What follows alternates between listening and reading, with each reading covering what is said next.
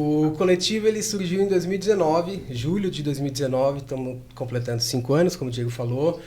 Ele surge a partir de uma demanda da rede social Bela Vista, que é um grupo que congrega moradores do bairro, por conta de um empreendimento que estava para ser construído numa área de nascente, numa das principais nascentes do córrego Saracura, que corta uma porção do território do Bexiga.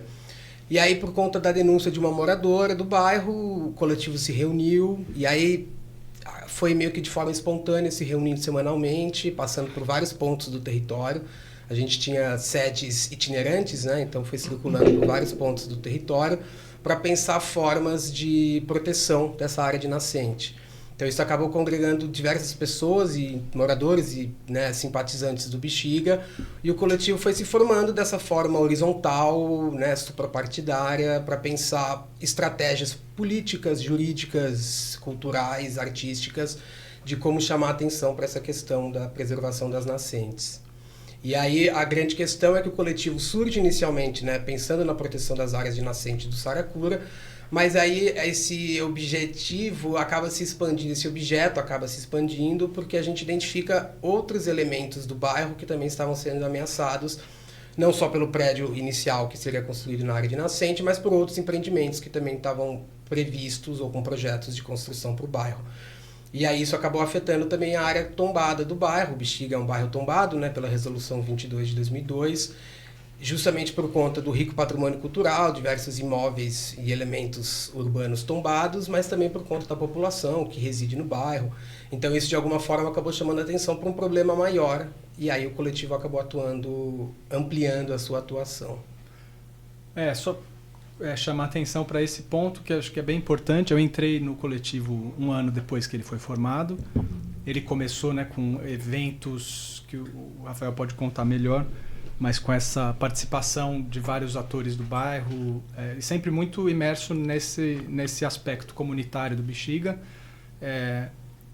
Mas eu queria chamar atenção para esse caráter integrado, que é o que dá sentido o tempo inteiro. Não é uma natureza de atuação só anti-mercado imobiliário ou só pelo patrimônio histórico ou em defesa das nascentes. É uma coisa, acho que isso que dá uma liga importante, que só faz sentido para a gente a defesa num aspecto ambiental, na medida em que isso está atrelado a uma visão social, entendendo a questão da moradia no bairro, a questão da moradia coletiva, a questão racial, a questão histórica. Tudo isso tem que ser integrado, e justamente isso ser construído da forma comunitária que o Bexiga sabe bem fazer é o que sempre deu sentido, acho, nesses 5 anos. Então, lutar contra um empreendimento ou outro sempre foi fazendo sentido, pensando...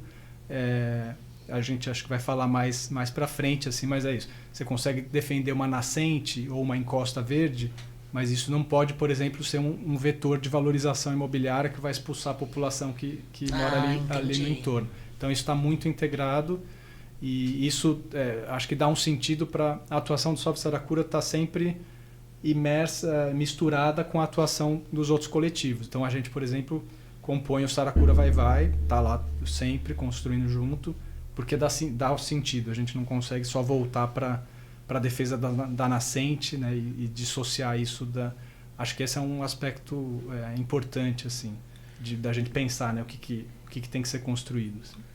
A gente tem um bordão, que eu sempre falo, que é um rio no Bexiga nunca é só um rio, né? Então, quando a gente defende a preservação das áreas de nascente, a renaturalização dos rios, eventualmente, a gente pensa também muito nos modos de vida que estiveram e que estão ligados à presença do rio no território, né? Acho que o pessoal do Saracura Vai falou aqui, acho que eles vieram no 2º episódio, e eles ressaltam a presença, né, dos vestígios arqueológicos que foram encontrados nas obras do metrô, mas a gente tem que pensar que o rio Saracura ele abrigou, né, o quilombo Saracura no final do século XIX, e que a materialidade do quilombo hoje emerge na estação, mas a gente encontra várias continuidades dessa prática quilombola nos modos de vida, nas práticas culturais do bairro, nas formas de ocupação do bairro.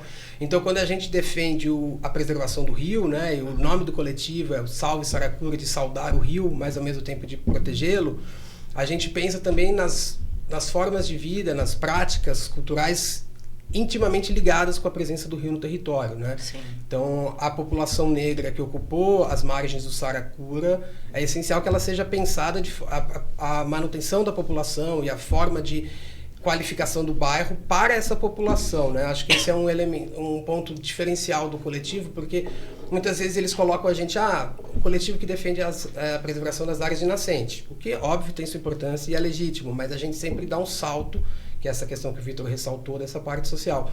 Então, é uma simbiose entre elementos naturais e elementos sociais, culturais, que faz essa atuação do coletivo se expandir também para além da questão simplesmente ambiental.